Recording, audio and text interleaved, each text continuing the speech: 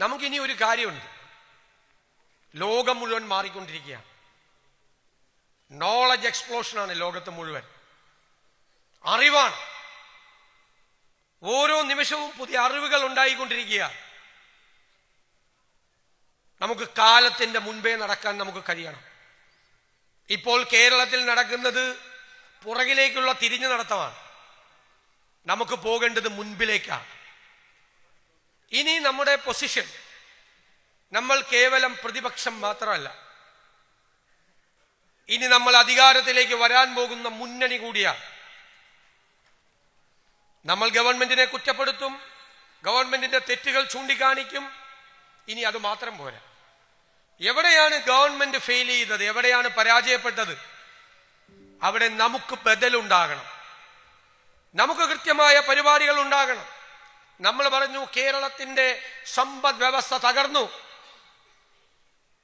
കേരളത്തിന്റെ ചരിത്രത്തിലെ ഏറ്റവും വലിയ സാമ്പത്തിക കടക്കണിയിലേക്ക് കേരളം കൂപ്പുകുത്തുകയാണ്. മാർച്ചിൽ ഇവർ അധികാരത്തിൽ നിന്നിറങ്ങുമ്പോൾ 6 ലക്ഷം കോടി രൂപയുടെ സാമ്പത്തിക ബാധ്യതയുമായിട്ടാണ് ഇവർ അധികാരത്തിൽ ഇറങ്ങുന്നത്. അപ്പൊ നമ്മളോടൊരു ചോദ്യമുണ്ട്.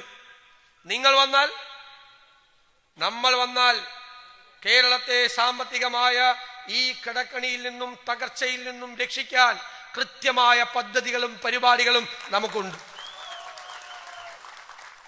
നമ്മുടെ നികുതി സമ്പ്രദായം ഉൾപ്പെടെയുള്ള കാര്യങ്ങൾ റീസ്ട്രക്ചർ ചെയ്ത് സംസ്ഥാനത്തിന്റെ വരുമാനം വർദ്ധിപ്പിച്ച് കടങ്ങൾ നികത്തി ഖജനാവ് നിറച്ച് സാമൂഹ്യ സുരക്ഷാ പദ്ധതികളും വികസന പദ്ധതികളും നടപ്പാക്കാനുള്ള ഇതുവരെ കാണാത്ത പദ്ധതികളുമായിട്ടാണ് UDF വരുന്നത്. ഇതുവരെ കാണാത്ത പദ്ധതികൾ, സ്വപ്ന പദ്ധതികൾ, കേരളം ആഗ്രഹിച്ച, നമ്മൾ എവിടെ എത്തി നിൽക്കേണ്ട ഒരു സംസ്ഥാനമാണ്, അവിടേക്ക് കേരളത്തെ എത്തിക്കാനുള്ള വ്യക്തമായ പദ്ധതികൾ നമുക്കുണ്ടാകും. നമ്മൾ പറഞ്ഞു ആരോഗ്യ കേരളം വെന്റിലേറ്ററിലാണ്, പറഞ്ഞില്ലേ? ആരോഗ്യ കേരളം വെന്റിലേറ്ററിലാണെങ്കിൽ ആ വെന്റിലേറ്ററിലുള്ള രോഗിയെ ചികിത്സിച്ച് ഭേദമാക്കി പൂർണ്ണാരോഗ്യവതിയാക്കി നടത്താൻ വേണ്ടിയിട്ടുള്ള ആരോഗ്യ രംഗത്തെ പദ്ധതികൾ ഫെബ്രുവരി ആദ്യവാരം നമ്മൾ പ്രഖ്യാപിക്കും. നമ്മളൊരു ഹെൽത്ത് കോൺക്ലേവ് നടത്തി, ഹെൽത്ത് കമ്മീഷൻ നിയമിച്ച് 300ഓളം ഡോക്ടർമാർ UDFന്റെ ആരോഗ്യ പദ്ധതിക്ക് വേണ്ടി പ്രവർത്തിക്കുകയാണ്. അതിന്റെ ഡോക്യുമെന്റ് ആവുക. നമ്മൾ പറഞ്ഞു കേരളത്തിൽ നിന്ന് ബ്രെയിൻ ഡ്രെയിനാണ്, കുട്ടികൾ പോകുന്നു. 5 കൊല്ലത്തിനകം കേരളം വൃദ്ധസദനമായി മാറുമെന്ന് നമ്മൾ ഭയപ്പെടുന്നു. എന്തു ചെയ്യും നമ്മൾ? നമുക്ക് വേണ്ടേ പദ്ധതികൾ? എന്തുകൊണ്ടാണ് കുട്ടികൾ പഠിക്കാൻ പുറത്തേക്ക് പോകുന്നത്? എന്തുകൊണ്ടാണ് പഴയ കോഴ്സുകളിൽ ആരും വരാത്തത്? എന്തുകൊണ്ടാണ് പഠിക്കാൻ പോകാത്തത് കുട്ടികൾ? ആ കോഴ്സുകൾ പഠിച്ചാൽ അവർക്ക് ജോലിയില്ല എന്നവർ തിരിച്ചറിയുന്നു. നമുക്കൊരു സംവിധാനം ഉണ്ടാകും. ലോകത്ത് തൊഴിൽ രംഗം മാറിക്കൊണ്ടിരിക്കുകയാണ്, തൊഴിലിന്റെ സ്വഭാവം മാറിക്കൊണ്ടിരിക്കുകയാണ്. ആഗോള വ്യാപകമായി തൊഴിലിന്റെ സ്വഭാവം വേഗത്തിൽ മാറിക്കൊണ്ടിരിക്കുന്നു. അത് കൃത്യമായി പഠിച്ച് അതിന്റെ കറസ്പോണ്ടിങ് ആയിട്ടുള്ള ആ സാധ്യതകളുള്ള കോഴ്സുകൾ കേരളത്തിലുണ്ടാവും. അവരെ റീസ്കിൽ ചെയ്ത് ലോകത്തിലെ ഏത് സ്ഥാപനത്തിനും കേരളത്തിൽ വന്ന് അവരെ കൂട്ടിക്കൊണ്ടുപോകാൻ ഉള്ള സംവിധാനമുള്ള സെന്റേഴ്സ് ഓഫ് എക്സലൻസ് കേരളത്തിലുണ്ടാകും. ആരോഗ്യരംഗത്ത് ഗൾഫ് നാടുകളിൽ നിന്നുൾപ്പെടെ ചികിത്സ നേടി കേരളത്തിലേക്ക് വരാൻ സാധ്യതയുള്ള ആരോഗ്യ സ്ഥാപനങ്ങൾ കേരളത്തിലുണ്ടാകും. ഹോളിസ്റ്റിക് മെഡിസിൻ ഉണ്ടാകും, റീഹാബ് സെന്ററുകൾ ഉണ്ടാകും. ആരോഗ്യത്തിന്റെയും വിദ്യാഭ്യാസത്തിന്റെയും ഏഷ്യയിലെ ഡെസ്റ്റിനേഷൻ പോയിന്റ് ആക്കി നമുക്ക് ഈ കേരളത്തെ മാറ്റാൻ കഴിയും. വന്യജീവി ആക്രമണത്തെ തടയാൻ പരമ്പരാഗതമായ മാർഗങ്ങൾ ഉണ്ട്, അത് പോരാ. ആധുനികമായ സങ്കേതങ്ങൾ, ആർട്ടിഫിഷ്യൽ AI ടൂൾസ് ഉപയോഗിച്ചുകൊണ്ടുള്ള വന്യജീവികളിൽ നിന്ന് ജനങ്ങളെ സംരക്ഷിക്കാനുള്ള പദ്ധതികൾ നമുക്കുണ്ട്, കൃത്യമായ പദ്ധതികൾ. തീരപ്രദേശത്ത് ക്ലൈമറ്റ് ചേഞ്ച് കൊണ്ട് തകരുന്ന തീരപ്രദേശത്തെ ജനങ്ങളുടെ സങ്കടം മാറ്റാനുള്ള പദ്ധതികൾ നമുക്കുണ്ട്. ഇതുമാത്രം പോരാ, പുതിയ പദ്ധതികൾ വേണം. എന്താ കേരളത്തിന്റെ സവിശേഷതകൾ, കേരളത്തിന്റെ പ്രത്യേകതകൾ? നമുക്ക് 530ഓളം കിലോമീറ്റർ ദൂരത്തിൽ നമുക്ക് തീരപ്രദേശമുണ്ട്, ഇല്ലേ? 2 ഇന്റർനാഷണൽ സീ പോർട്ടുണ്ട് കേരളത്തിൽ, 17 മിനി പോർട്ടുകളുണ്ട് കേരളത്തിൽ. UDF ചർച്ച ചെയ്യുകയാണ്, നമ്മൾ അധികാരത്തിൽ വരുമ്പോൾ കേരളത്തിൽ നമ്മൾ കോസ്റ്റൽ ഷിപ്പിംഗ് ആരംഭിക്കുകയാണ്. ആദ്യം റോഡിലൂടെ പോകുന്ന മെറ്റീരിയൽസ് 50 to 75% കടലിലൂടെ കൊണ്ടുപോകണം. റോഡിൽ കൂടി കൊണ്ടുപോകുന്നതിന്റെ 1/4 ചെലവ്. റോഡ് മുഴുവൻ ഫ്രീ ആക്കണം, വേണ്ടേ? 3ാമത്തെ ഘട്ടത്തിൽ നമുക്ക് ക്രൂയിസ് ഷിപ്പിംഗ് തുടങ്ങണം. തീരപ്രദേശത്തെ സാധാരണക്കാരായ ജനങ്ങളുടെ മക്കൾക്ക് അവിടെ ഉണ്ടാകുന്ന ജോലിയുടെ 1/3 കൊടുക്കണം, സംവരണം കൊടുക്കണം. സിംഗപ്പൂരിനെ പോലെ, സിയാറ്റിലിനെ പോലെ കേരളത്തിനൊരു പോർട്ട് സിറ്റിയായി മാറാനുള്ള സാധ്യതകളുടെ തുടക്കം UDF ഭരണകാലത്തുണ്ടാവും, മാറ്റമുണ്ടാവും. നമുക്ക് 4 ഇന്റർനാഷണൽ എയർപോർട്ടുകളുണ്ട്. അതിൽ കൊച്ചി ഇന്റർനാഷണൽ എയർപോർട്ടും കണ്ണൂർ ഇന്റർനാഷണൽ എയർപോർട്ടും. അത് രണ്ടും ഗവൺമെന്റിന് കൺട്രോളുള്ള എയർപോർട്ടുകളാണ്. അതിനെ രണ്ടിനെയും ഇന്റഗ്രേറ്റ് ചെയ്യണം. 9 പദ്ധതികൾ ഏവിയേഷനുമായി ബന്ധപ്പെട്ട് നമുക്കുണ്ട്, നമ്മുടെ കയ്യിലുണ്ട്. ഇപ്പൊ പറയില്ല, ഫെബ്രുവരിയിൽ നമ്മൾ പ്രഖ്യാപിക്കും. നിരവധിയായ കാര്യങ്ങൾ. ഇന്ത്യയിൽ ഏറ്റവും കൂടുതൽ റെമിറ്റൻസ് ഉള്ള സംസ്ഥാനം കേരളമാണ്, നമ്പർ 1. ഞങ്ങൾ അതിനെക്കുറിച്ചൊരു സ്റ്റഡി നടത്തിയിരുന്നു അടുത്ത വർഷം. അത് മുഴുവനൊന്നും വേണ്ട. ആദ്യ വർഷം അതിൻ്റെ ഒരു 10% മതി. നിങ്ങളെ പ്രവാസികളെ എല്ലാ ഇത്തരം സംരംഭങ്ങളിലും, പുതിയ സംരംഭങ്ങളിൽ നിങ്ങളെ പങ്കാളികളാക്കണം. അതാണ് ആഗ്രഹിക്കുന്നത്. ഞാൻ വലിയ തുകയൊന്നുമല്ല പറയുന്നത്, ചെറുത്. ഷെയ എന്ന് പറഞ്ഞാൽ വലുത് വേണ്ടെന്നല്ല.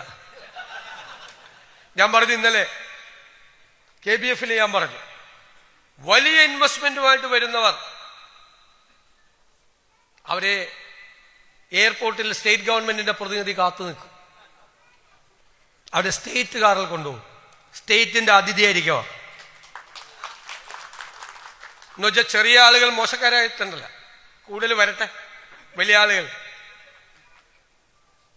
ഇടത്തരം ജോലി ചെയ്യുന്ന സാധാരണക്കാർക്കും പങ്കാളിത്തമുള്ള സംരംഭങ്ങൾ വേണം. CIAL model, Cochin international airport model. Government പകുതി നിങ്ങൾ. ഇൻകം ജനറേറ്റ് ചെയ്യുന്ന പദ്ധതികൾ, നിരവധി പദ്ധതികൾ ആവിഷ്കരിച്ചിട്ടുണ്ട്. അത് കേരളത്തിന്റെ മറ്റ് വിഷയങ്ങൾ കൂടി പരിഹരിക്കപ്പെടുന്ന പദ്ധതികളാണ്. ലാഭമുണ്ടാകുന്നതോടൊപ്പം കേരളം കുറെ നാളായി കാത്തിരിക്കുന്ന, ഞാൻ പറഞ്ഞതുപോലെ ആരോഗ്യരംഗത്ത്, വിദ്യാഭ്യാസ രംഗത്ത്, അടിസ്ഥാന വികസന രംഗത്തെല്ലാം കേരളത്തിന്റെ വിഷയങ്ങൾ അഡ്രസ് ചെയ്യുന്നതോടൊപ്പം നിങ്ങളുടെ ഒരു ഇൻവെസ്റ്റ്മെന്റ്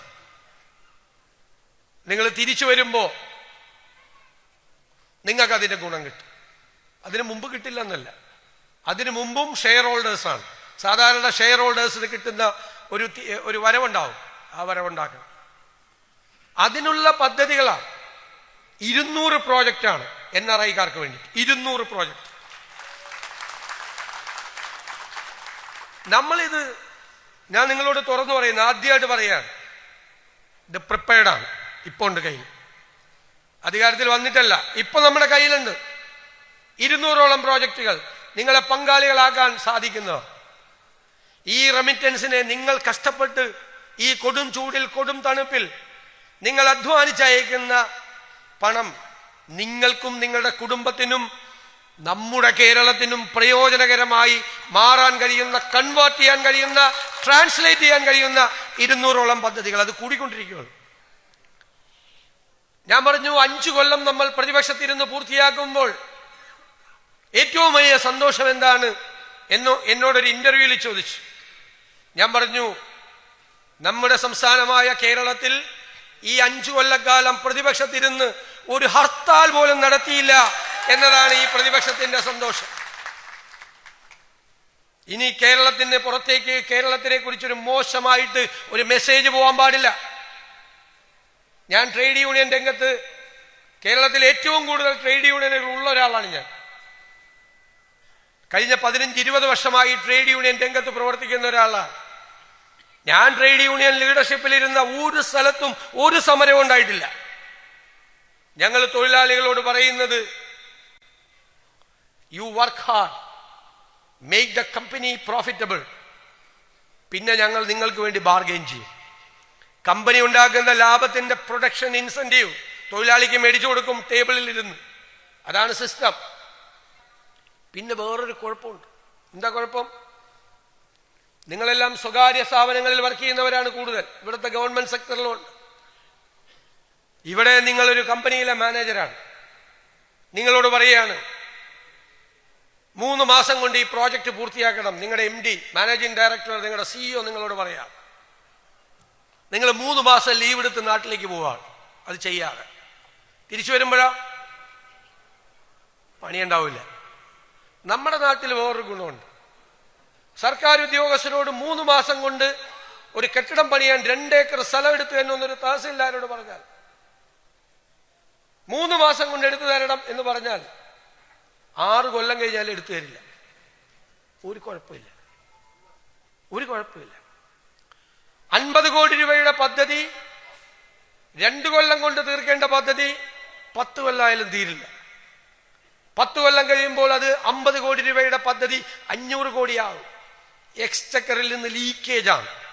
നമ്മുടെ പണം, ഞാനും നിങ്ങൾ നികുതി കൊടുക്കുന്ന പണം സ്വകാര്യ സ്ഥാപനങ്ങളിൽ നന്നായി അത് നടക്കാമെങ്കിൽ എന്തുകൊണ്ട് ഗവൺമെന്റിൽ നടക്കില്ല? ഇവിടെ നടക്കുമല്ലോ, ഇല്ലേ? ഇവിടുത്തെ ഗവൺമെന്റിൽ നടക്കുമല്ലോ, ചെയ്യുമല്ലോ ജോലി. നിങ്ങൾ പറഞ്ഞാൽ അക്കൗണ്ടബിലിറ്റി ഇല്ല. നമ്മൾ UDF അധികാരത്തിൽ വന്നാൽ എല്ലാവർക്കും അക്കൗണ്ടബിലിറ്റി ലീഗലൈസ് ചെയ്യാൻ പോവുകയാണ്. 6 മാസം കൊണ്ടൊരു പണി പൂർത്തിയാക്കണമെന്ന് പറഞ്ഞാൽ 181ാമത്തെ ദിവസം അയാളത് പൂർത്തിയാക്കിയില്ലെങ്കിൽ അയാൾ അക്കൗണ്ടബിൾ ആവും, ഉത്തരം പറയേണ്ടി വരും. അപ്പോ ഞാൻ കരുതുന്നത് മലയാളി ആയതുകൊണ്ട്, മിടുമിടുക്കന്മാരും മിടുമിടുക്കികളും ആയതുകൊണ്ട് 6 മാസം കൊണ്ട് തീർക്കേണ്ട പദ്ധതി ഇങ്ങനൊരു സംഭവം ഉണ്ടെങ്കിൽ 3 മാസം കൊണ്ട് പൂർത്തിയാക്കും. നിങ്ങൾ സ്വകാര്യ സ്ഥാപനങ്ങളെ പോലെ ഞെട്ടിക്കുന്ന മലയാളികളാണ് കേരളത്തിലുള്ളത്. അവർ ചെയ്യും. ഒരു സംവിധാനം ഇല്ലാഞ്ഞിട്ടാണ്. സംവിധാനങ്ങൾ ഉണ്ടാകണം, സിസ്റ്റമൈസ് ചെയ്യണം. നമുക്ക് സിസ്റ്റം ഉണ്ടാകണം, അത് ലീഗലൈസ് ചെയ്യണം. ഞാൻ കരുതുന്നത് അങ്ങനെ ഒരു നിയമം വന്നാൽ ആദ്യത്തെ 2 കൊല്ലം ഇത്തിരി കട്ടിയായിട്ട് പിടിക്കേണ്ടി വരും.